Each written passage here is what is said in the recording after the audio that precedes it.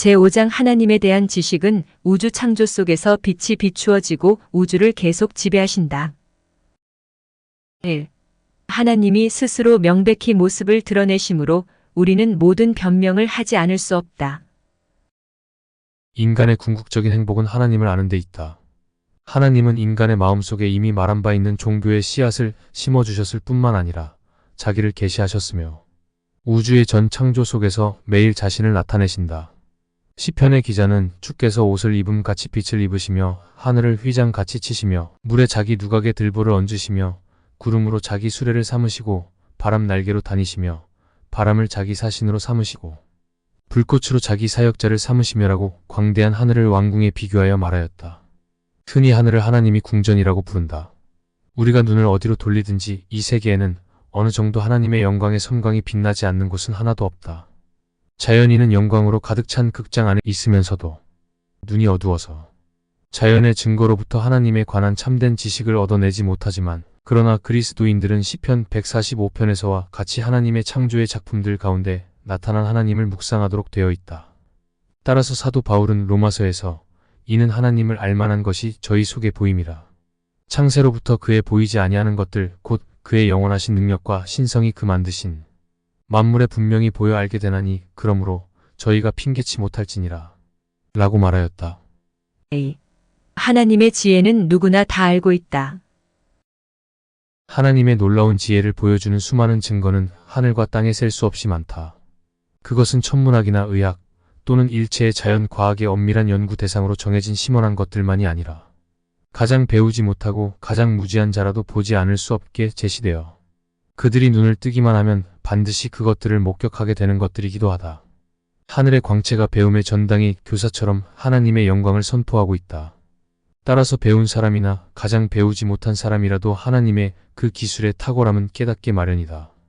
그것은 특수하면서도 질서정연한 천체의 무수한 다양성이 그 자체를 보여주고 있기 때문이다.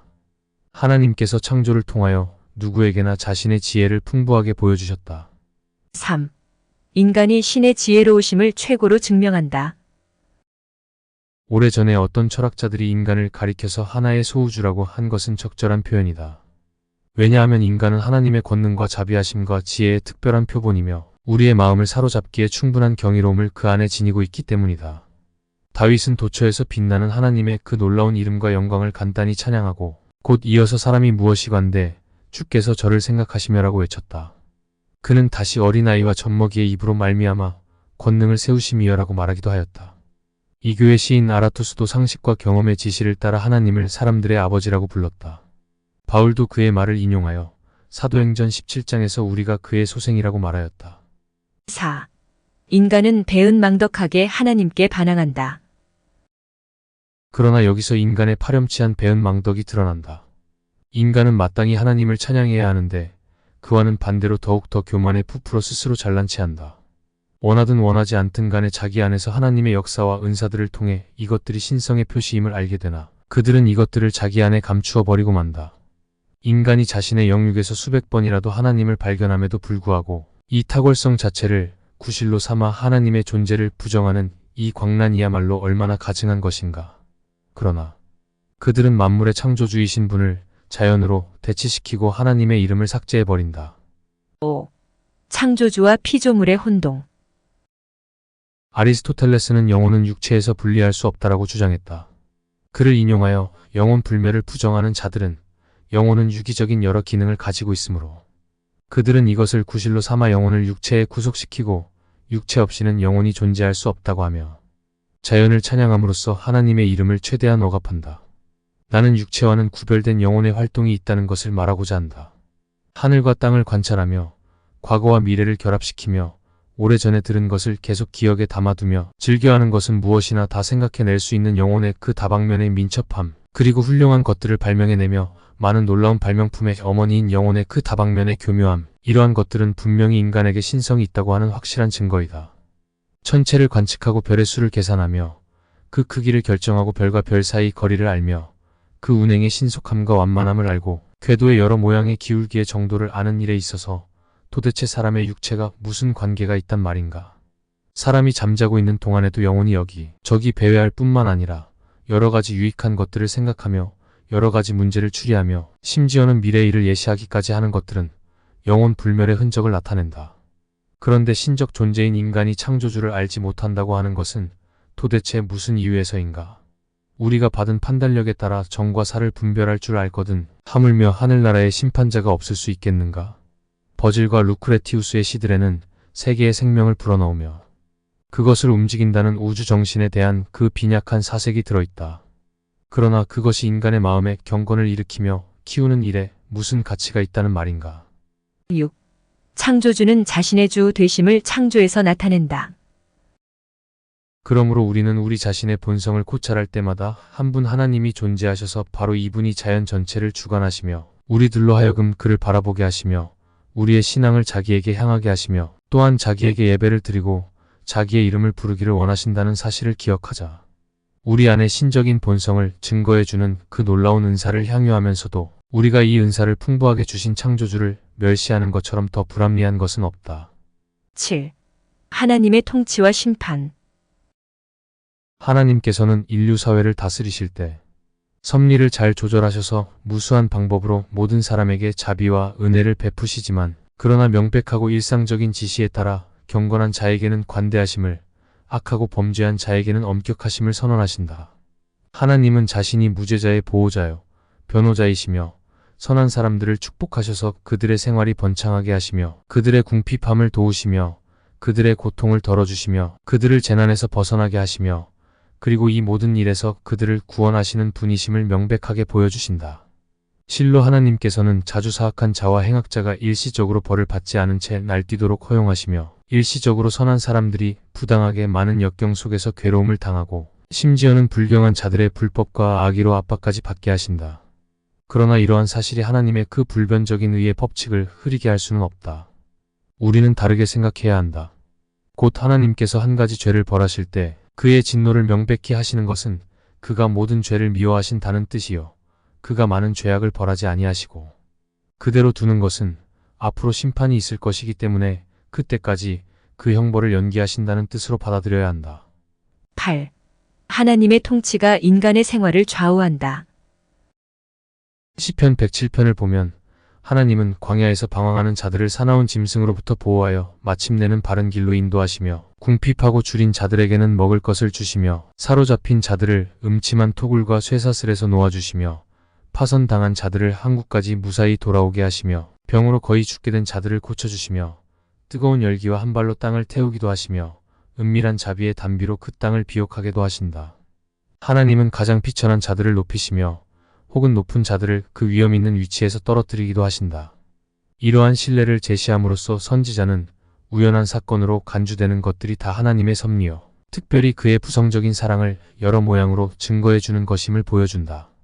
인간의 역사 속에서 하나님의 영광이 아무리 찬란하게 빛날지라도 이를 참으로 보는 사람은 100사람 가운데 겨우 한 사람이 있을까 말까다.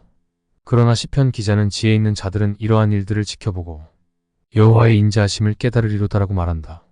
실로 하나님의 지혜는 이 세상에서 가장 현명하다고 생각되는 것들을 모두 혼란하게 하시며 그리고 지혜 있는 아들로 하여금 자기 괴혈에 빠지게 하실 때 그의 탁월성을 나타내신다. 하나님이 최선의 방법으로 다스리시지 않는 것은 하나도 없다. 9. 우리는 하나님의 본질을 다 꿰뚫어 보려고 하지 말고 그 하신 일을 보고 찬양해야 한다. 우리는 하나님에 관한 지식을 상고하도록 부름받았다. 이 지식은 공허한 사색으로 만족하며 단순히 내리에서 맴도는 그러한 것이 아니라 정당하게 지각하며 마음의 뿌리를 내리게만 한다면 반드시 건전한 것이 되며 풍성한 열매를 맺는 지식이다. 하나님을 탐구하는 데 있어서 가장 완전한 방법이요 가장 적절한 순서는 다음과 같다. 우리는 지나친 호기심에서 하나님의 본질을 탐구하려고 시도할 것이 아니라 오히려 하나님의 사역에서 다시 말하면 우리에게 가까이 하시며 친밀히 하시며 어떤 의미에서는 자신을 전달하신 그 사역에서 하나님을 숙고해야 한다. 사도 바울은 사도행전에서 이에 대하여 말하기를 하나님은 권능으로 우리 각자 안에 거하심으로 멀리서 찾을 것이 아니라고 하였다. 그리고 다윗은 시편 145편에서 하나님의 광대하심을 측량할 수 없는 것이라고 먼저 고백하고 곧 이어서 하나님의 사역을 언급하면서 나도 주의 광대하심을 선포하리이다라고 고백하였다. 10. 하나님에 대한 지식의 목적. 이러한 종류의 지식은 마땅히 우리들로 하여금 하나님께 예배드릴 수 있도록 자극시킬 뿐만 아니라 내세의 소망을 갖도록 일깨우고 용기를 북돋아 주어야 한다. 때때로 우리는 경건한 사람이 불경한 자로부터 고통을 당하며 해를 받고 중상으로 부끄러움을 당하며 능욕과 비난으로 상처를 받는 것을 본다. 이와는 반대로 악한 자는 번영하며 부유하게 되고 엄연히 안정을 누리고 조금도 벌을 받지 않고 지내는 것을 본다. 이러한 사실들은 분명히 이 세상 밖에 또 다른 세상이 있어서 거기에서 불의는 벌을 받게 되고 의인은 상을 받게 된다는 결론을 이끈다. 우리는 하나님의 각 사역에서 특히 그 전체의 사역에서 하나님의 신성한 완전함이 분명히 드러난다는 것을 인정해야 한다. 이것으로 인류는 하나님을 알도록 유인되며 참되고 완전한 행복에 도달하게 된다. 하나님의 능력은 그가 하신 사역에서 가장 명백하게 나타난다. 오직 우리가 겸손하게 하나님이 어떤 방법으로 우리 안에서 자신의 생명, 지혜, 능력을 보이셨으며 우리를 위해서 의, 선, 자비를 행사하셨는가를 깊이 생각할 때 하나님의 능력의 목적과 같이 그리고 그에 대해 숙고해야 할 이유를 알게 된다. 11. 창조에서 알 수 있는 하나님의 증거가 우리에게는 아무 유익도 주지 못한다. 하나님께서 창조사역이라는 거울을 통해 하나님 자신과 그의 영원한 다스리심에 대해 분명히 나타내심에도 불구하고 우리는 어리석어서 그 명백한 증언들에 대해 부주의하고 그 결과 아무런 유익을 얻지 못한다. 우주의 가장 아름다운 구조와 질서를 생각하며 창조주를 기억하는 자가 극히 드물다. 많은 사람들이 자연에서 발생하는 사건들에 대해 신적 섭리를 생각하기보다 우연과 운명을 떠올린다. 때때로 우리는 세상에 발생하는 일에서 하나님을 생각하지 않을 수 없지만 그런 때조차도 어떤 신성에 대한 개념을 경솔히 파악하고 즉시 자신의 육적인 망상과 광란에 빠져 들어가서 마침내는 공허한 것으로 하나님의 순수한 진리를 부패하게 만든다. 이런 점에서는 탁월한 자나 둔한 자나 가릴 것 없이 동일하다. 모든 사람들 가운데서 가장 종교적이며 가장 신중했던 플라톤 역시 다르지 않았다. 우리는 공허와 오류에 크게 기울어져 있다. 인간사의 통치가 너무도 명백하게 섭리를 증거하기 때문에 우리는 하나님의 섭리를 부정할 수 없다. 그러나 우리는 이것을 보고도 아무런 유익을 얻지 못하고 오히려 만사가 목적 없는 운명에 의하여 뒤죽박죽 혼란에 빠지게 되었다고 믿고 있는 것이다. 12.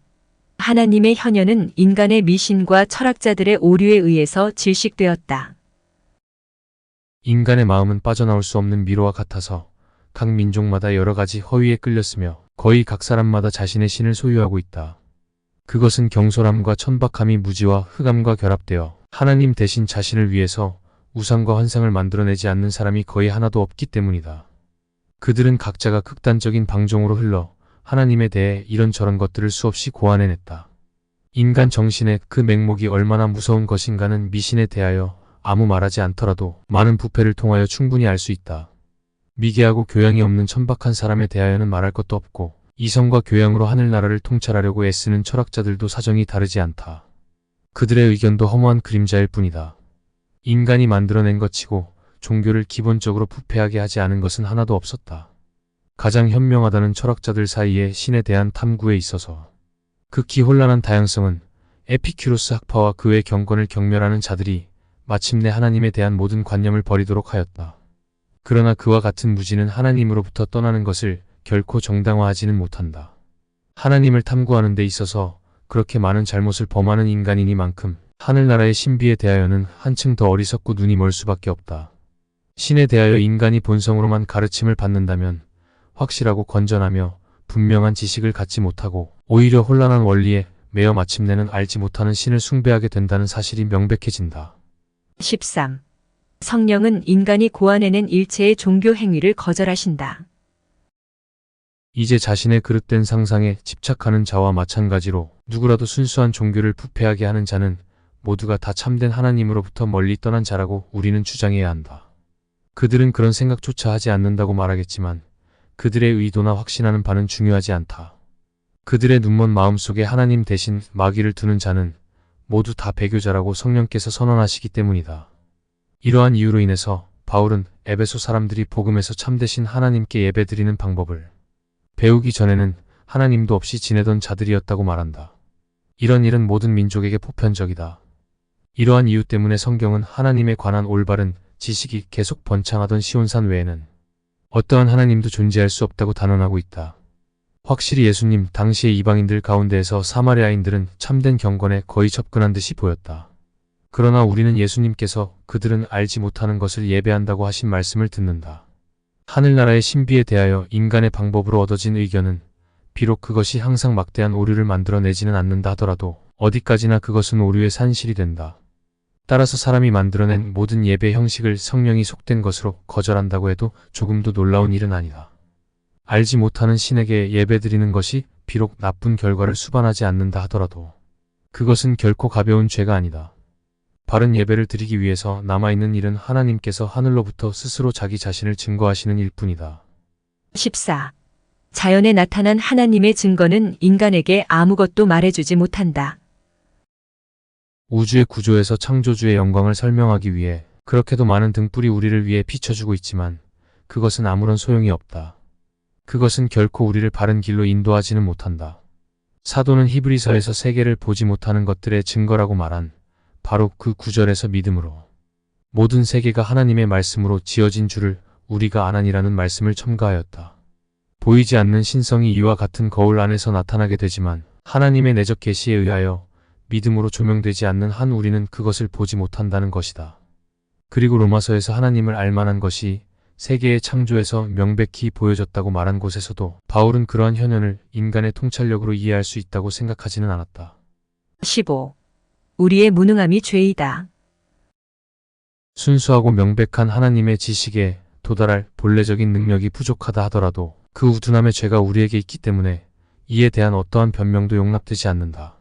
만물이 우리에게 바른 길을 가르쳐 줄지라도 우리가 방황자여 방랑자로서 길을 잃고 헤맨다면 어떠한 변명도 용납되지 않는 것이다. 피조물이 하나님의 영광에 대하여 찬란하게 보여주는 그 단순한 증거만으로는 우리는 경건에 이르게 하는 충분한 교훈을 얻지 못한다.